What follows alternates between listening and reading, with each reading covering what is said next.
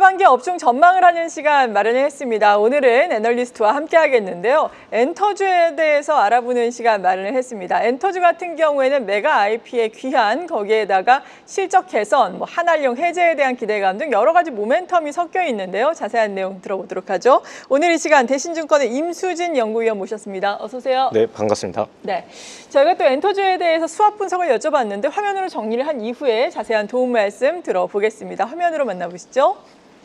엔터주의 강점이라고 한다면은 모두 아시겠지만 K-팝 글로벌 흥행이 이어지고 있다라는 점이죠. 공연 모객 수가 고성장세를 이어가고 있다고 합니다.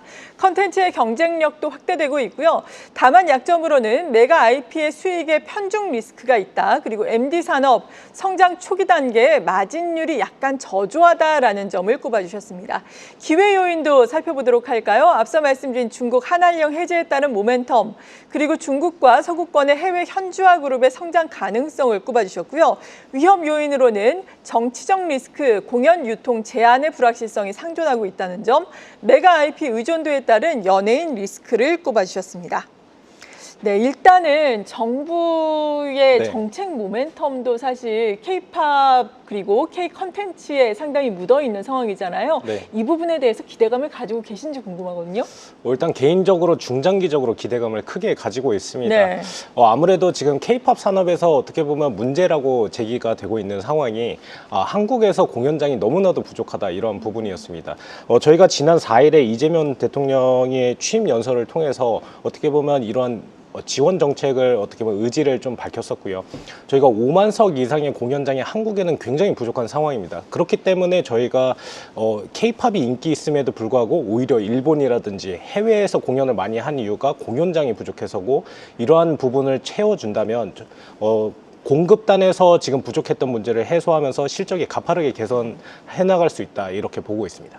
네, 그리고 앞서서 엔터주의 단점으로 메가 IP의 수익이 편중돼 있다라는 점을 꼽아주셨지만, 그래도 메가 IP, 그러니까 글로벌적으로 인기를 끌고 있는 하이브의 BTS 완전체 복귀를 앞두고 있고, 블랙핑크도 새 앨범을 내면서 투어를 앞두고 있기 때문에 이 부분은 사실 엔터주의 실적에는 이번에는 긍정적인 영향으로 작용을 하겠죠. 네, 매우 긍정적입니다. 예. 특히 YG 같은 경우에는 사실 23년도 4분기부터 어떻게 보면 부진한 실적 흐름을 좀 이어갔었는데, 어떻게 보면 1년 반 만에 이제 올해 3분기부터 블랙핑크가 활동을 하게 되면서 가파른 실적 개선이 예상이 됩니다. 작년 같은 경우는 영업 적자가 마이너스 206억 원이었는데 올해 상반기 한 140억 원, 그리고 하반기에는 506억 원으로 가파르게 좀 상승을 할 예정이고요.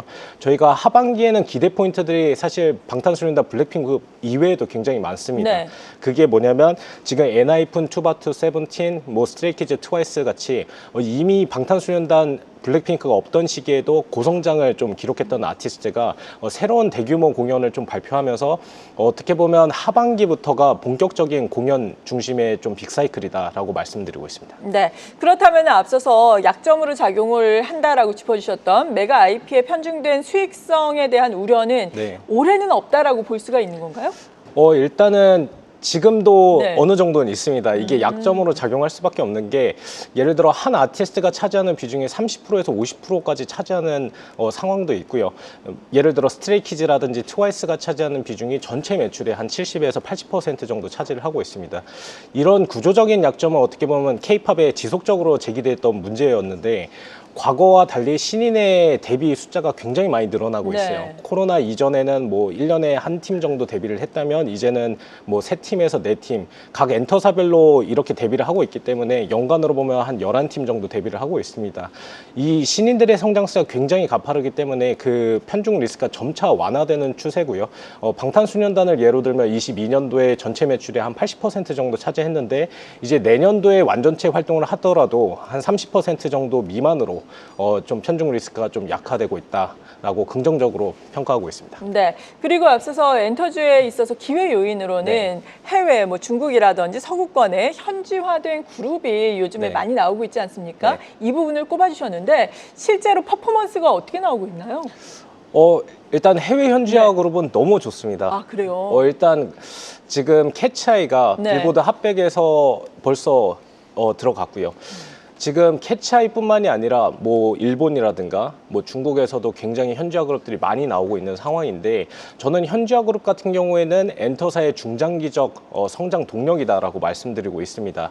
아무래도 팬덤의 숫자는 정체되는 구간이 언젠가는 올 텐데 그 구간을 좀 해소해 줄 수 있다라고 보고 있고요. 그리고 두 번째로는 현지에서 결국에는 K-팝 아티스트에 대한 거부감이 좀 있을 수 있는데, 이게 노출이 좀 확대되면서 더 이상 낯설지 않은, 최근에 데몬 헌터스라는 어떻게 보면 영화가 넷플릭스에서 뭐 1위를 전 세계에서 기록 많아요. 중인데, 예. 이런 식으로 어떻게 보면 해외에서도 K-팝에 대한 인지도가 점차 상승하는 게 방탄소년단 이후에도 계속 이어지고 있다 해서, 해외 현지화 그룹은 향후 3년에서 5년 뒤에 좀 더 본격화될 예정입니다. 그러니까 해외 현지화 그룹이 계속해서 나올 것이고, 네. 이 부분이 K-팝에 대한 문턱을 낮추는데 큰 긍정적인 영향으로 작용할 것이다. 이렇게 해석을 하면 되는 건가요? 네, 맞습니다. 그렇군요. 그리고 한알령 해제에 대한 기대감이 네. 지금 엔터주에 일고 있지 않습니까? 엔터주 같은 경우에는 또 요즘에 뭐 주식시장에서 이슈가 됐던 관세와 관련해서도 네. 무풍지대로 작용을 하고 있는 상황인데, 실제로 어떤지 좀 소개를 해주신다면요. 일단 중국 관련 기대감은 어느 때보다 좀 높아진 모습입니다. 이게 사실 한알령 해제라는 얘기가 갑자기 나온 것이 아니라, 사실 중국에서 작년 7월부터 외국인 아티스트 대상으로 먼저 공연을 제기를 했습니다. 그 과정에서 제가 주목했던 포인트는 인센티브 제도인데, 네. 해외 아티스트들을 첫 번째로 불러야 되고, 그 다음에는 해외 관객 비율이 높아야 되고, 그 다음에 공연장이 클수록 인센티브를 주는 제도를 주고 있습니다. 그렇게 보면 결국에는 해외에서 관광객을 끌어오기 위한 정책으로 보이는데, K-팝 아티스트 같은 경우는 미국에서 공연하더라도 아시아권에서 넘어가는 등 가장 좋은 어떻게 보면 방향성을 가지고 있습니다. 그래서 중국에서는 한알령 해제가 좀 단계적으로 나올 수밖에 없다라고 보고 있었는데, 최근에는 5,000석 미만의 공연까지 좀 허가되는 모습을 보이면서 좀 긍정적인 영향이 중장기적으로 계속 나올 것이다라고 보고 있어요. 네, 그러니까 중국의 한알령 해제 시에 우리 엔터주에 미치는 영향도 긍정적이고, 중국에서도 어떻게 보면 내수 부양을 할 수 있기 때문에 서로 윈윈이다라고 볼 수 네, 있는 건가요? 맞습니다. 네, 그렇군요. 그리고 중국 시장에 말씀하신 리오프닝의 효과가 본격적으로 반영될, 혹은 뭐 실적으로 확인될 시기는 언제가 될까요? 네, 그 중국 한알령이 사실 공연에 대해서 기대감이 많지만 사실 올해 먼저 풀렸던 부분이 있습니다. 그게 바로 MD 팝업 스토어고요. 사실 작년에도 팝업 스토어를 진행하긴 했었지만 어떻게 보면 비공식적으로 진행을 했기 때문에 뭐 매출 규모가 그렇게 크지는 않았습니다. 근데 올해부터는 팝업 스토어가 좀 공식적으로 좀 허가되는 모습을 보이면서, 특히 상반기에는 하이브 그리고 YG의 아티스트들이, 전 아티스트들이 팝업 스토어를 중국에서 진행을 했고, 이런 수요가 굉장히 좋았습니다. 아시다시피 실적 추정 치에는 이러한 부분이 반영되지 않았기 때문에 사실 2분기 실적 발표를 기점으로 좀 하반기라든지 아니면 내년 추정치에 대해서 좀 상향 조정되지 않을까 기대를 하고 있고요. 2분기에는 결국에는 중국 MD 팝업 스토어에 대한 효과를 볼 수 있고, 하반기부터는 뭐 중국 공연에 대해서는 뭐 팬미팅 정도는 볼 수 있지만 뭐 공연은 아직은 좀 이르다라고 보고 있고요. 내년에는 저는 개인적으로 중국 공연이 좀 풀릴 것으로 예상이 되고 있는데, 그래서 26년도를 기점으로 가파른 이익 상승세가 공연 그리고 음반 MD 전 부분에서 나타나지 않을까, 이렇게 기대를 하고 있습니다. 네, 사실 뭐 엔터주의 주가 보면은 거의 대부분 뭐 엔터주가 몇 개 되지는 않지만 52주 최고가 최근에 경신을 했잖아요. 그러니까 내년에 중국을 중심으로 한 매출이 본격화된다면은 내년 실적도 좋아지고 추가적인 추세적인 오름세는 계속해서 이어질 수 있겠다라고 보시는 거예요? 네, 맞습니다. 네. 그리고 최근에 뭐 텐센트 뮤직 등 중국 자본의 한국 시장, 특히나 엔터라든지 이 컨텐츠 쪽의 진출이 가속화되고 있지 않습니까? 물론 유망하니까 투자를 하는 거긴 하겠는데, 이 부분에 혹시라도 위험 요인은 없는 것인지 어떻게 보고 계신지 궁금하거든요. 일단 시장의 우려가 좀 과도하다라고 개인적으로 보고 있습니다.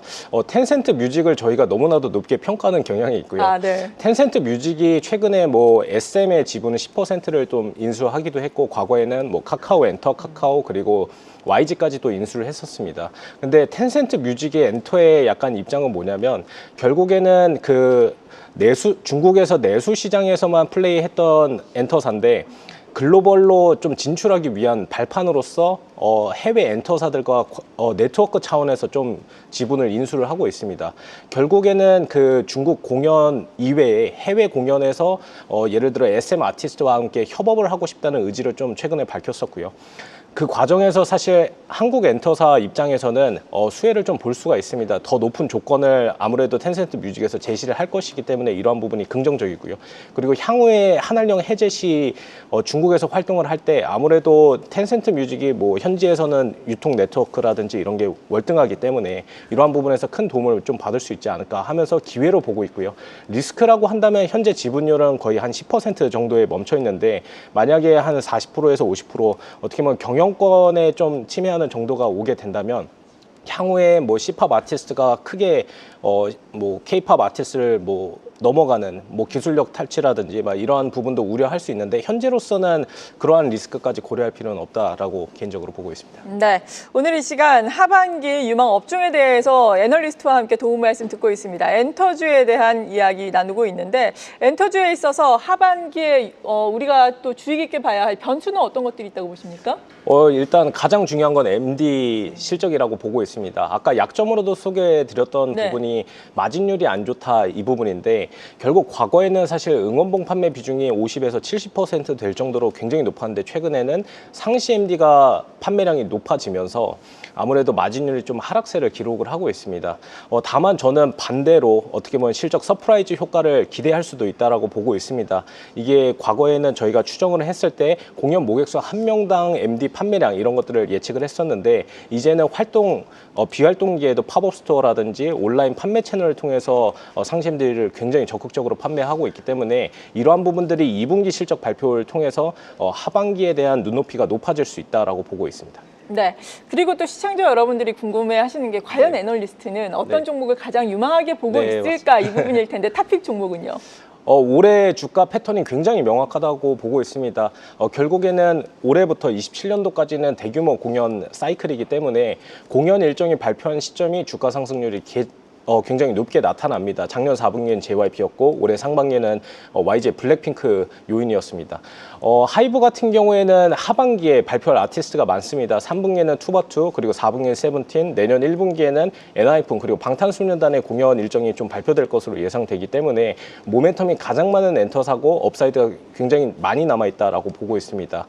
그리고 MD 부문에서도 사실 가장 적극적으로 취하고 있고요. 중국에서 팝업 스토어도 SM보다도 심지어 더 많은 아티스트 심지어 방탄소년단까지 포함이 되어 있습니다.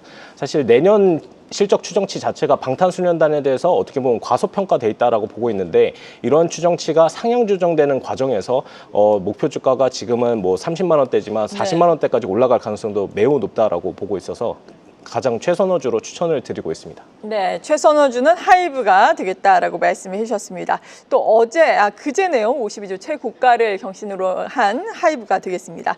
마지막으로 엔터주에 대한 투자 전략 세워주신다면요? 네, 엔터 업종이 최근에 주가가 많이 올랐기 때문에 어떻게 보면 부담스럽다라고 그렇죠, 투자자분들이 느낄 수 있을 것 같습니다.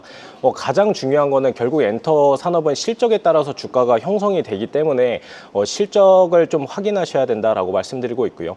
결국에는 실적단에서 MD 부분 그리고 공연단에서 실적 서프라이즈 효과가 많은 엔터사 중심으로 투자하는 전략들을 추천을 드리고 있고요.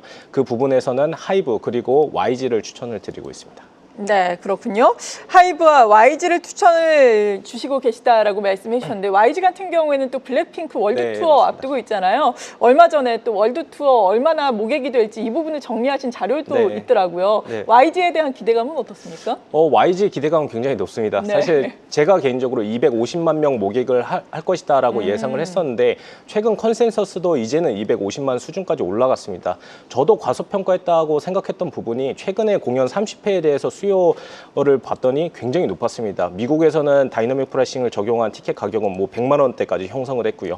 결국 이 수요를 바탕으로 앙콜 공연 내년에 대해서 좀 결정이 날 것인데 30회 추가적으로 진행을 한다라고 치면 한 350만까지도 모객이 가능해서 실적 추정치 상향이 매우 가능성이 높은 상황이다라고 말씀드리고 있습니다. 네, YG 엔터테인먼트에 대해서는 최근에 목표 주가 6개월 목표 주가 11만 원까지 주고 계십니다. 오늘 엔터주에 대해서 자세한 도움 말씀 들어봤습니다. 대신증권의 임수진 연구위원이었습니다. 고맙습니다. 네, 감사합니다. 계속해서 다양한 경제 이슈를 알고 싶다면 구독과 좋아요, 알림 설정 부탁드립니다. AI 캐스터 권미정이었습니다.